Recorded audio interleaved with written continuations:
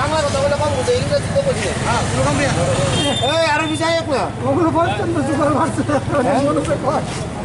রে কই হেরি সুপার মারছে আমরা ছাত্র দিবস মারছিল জিন্দাবাদ জিন্দাবাদ জিন্দাবাদ জিন্দাবাদ জিন্দাবাদ জিন্দাবাদ চলে যোগ দে যোগ দে যোগ দে চলে চলে যোগ দে যোগ দে যোগ দে বাংলা ছাত্র দিবস জিন্দাবাদ জিন্দাবাদ জিন্দাবাদ ছাত্র দিবস জিন্দাবাদ সরকারের রাজ্য সরকার জবাব দাও জবাব দাও এই কার্যকর বাঙালিদের উপর আক্রমণ করার জন্য কেন্দ্র সরকার রাজ্য সরকার জবাব দাও জবাব দাও জবাব দাও মেরে মোদি ছাড়তে হবে জবাব তো ভাই দিতে হবে মেরে মোদি ছাড়তে হবে ত্রিপুরা তো বাঙালিদের নিরাপত্তা নেই না রাজ্য সরকার জবাব দাও জবাব দাও ত্রিপুরা তো বাঙালিদের নিরাপত্তা নেই কারণ বাঙাল হুঁশিয়ার হুঁশিয়ার বাঙালি বিচিত্রা হুঁশিয়ার হুঁশিয়ার হুঁশিয়ার একটি বাঙালি পড়ো একটি বাঙালি পড়ো আপনাদের মানছিলাম মানবো না জবাব দাও জবাব দাও মাননীয় মুখ্যমন্ত্রী চুপ করে যোগাযোগ জবাব দাও জবাব দাও জবাব তোমায় দিতেই হবে মহিলাই আন্দোলন মহিলাই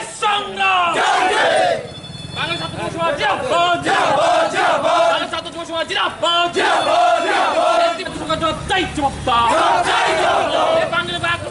আক্রমণকারীদের কেন গ্রেপ্তার করা হচ্ছে রাজ্য সরকার জবাব দাও এখন পর্যন্ত দোষীদের গ্রেপ্তার করা হলো না রাজ্য সরকার জবাব দাও অবিলম্বে আক্রমণকারীদের গ্রেপ্তার করতে হবে জবাব দাও মুখ্যমন্ত্রী চুপ করে রাজ্য সরকার জবাব দাও জবাব তোমায় দিতেই হবে জবাব তোমায় দিতেই হবে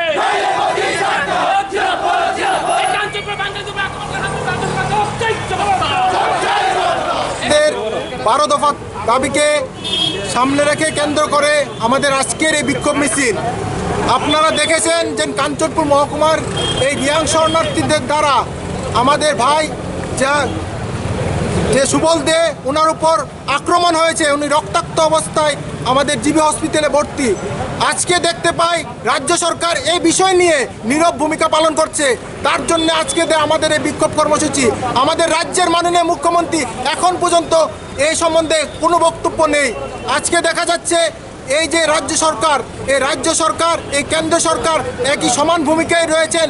এই রিয়াং শরণার্থীদের যারা মিজোরাম থেকে এসেছে ত্রিপুরা রাজ্যের মধ্যে তাদেরকে এই রাজ্যের মধ্যে তাদেরকে পুনর্বাসন দিচ্ছে। আমাদের মূল দাবি তাদের জন্য মিজোরামে ওইখানে তাদেরকে পুনর্বাসন দেয়। আমাদের রাজ্যের মধ্যে ত্রিপুরা রাজ্যের মধ্যে একটি রিয়াং শরণার্থীদেরকেও যেন এখানে পুনর্বাসন না দেওয়া হয়। আজকে আমরা 12 দফার দাবিকে সামনে রেখে আপনারা দেখতে পেয়েছেন এই যে রাজ্যের মধ্যে কাঞ্চনপুরে 1997 সাল থেকে শুরু করে আজ পর্যন্ত 2020 সালে হাজার হাজার বাঙালির উদ্বস্তু, 1980 সালে গণহত্যায় হাজার হাজার বাঙালিরা উদ্বস্তু।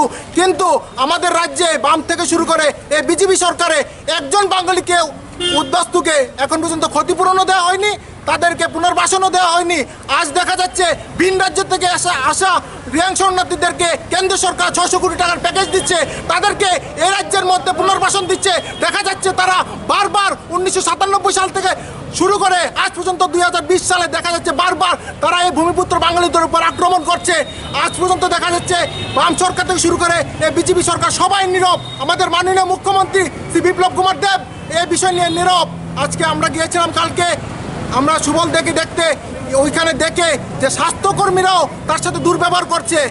তার জন্য আজকের আমাদের এই বিক্ষোভ কর্মসূচি 12 দফা দাবিকে কেন্দ্র করে আমাদের দাবি 80 জুনের গণহত্যা থেকে শুরু করে 2020 সাল পর্যন্ত যে বাঙালিরা উদ্বাস্তু হয়েছিল তাদের ক্ষতিপূরণ দেওয়ার জন্য তাদেরকে নিজ বাসায় নিজ জায়গায় যাদের পুনর্বাসন দেওয়া হয়, এই বিষয়গুলো নিয়ে আমাদের আজকের এই 12 দফা দাবিকে কেন্দ্র করে আজকের এই বিক্ষোভ কর্মসূচি। আপনার নাম আর ডেজিগনেশন? আমার নাম কল্যাণ পাল, আমি যুব সচিব।